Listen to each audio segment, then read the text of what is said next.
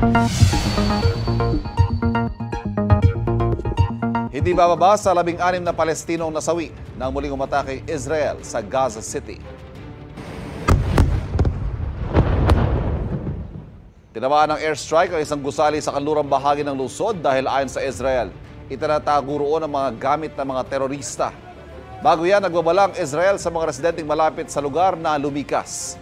Bahagi raw ito ng kanilang plano na sugpuin ang grupong Hamas. Ayon sa isang eksperto ng United Nations, plano ng Israel na gawing unlivable o hindi na pwedeng tirhan ang Gaza bago anya tuluyang ubusin ng mga Palestino. Itinanggi naman ito ng Permanent Mission of Israel to the UN.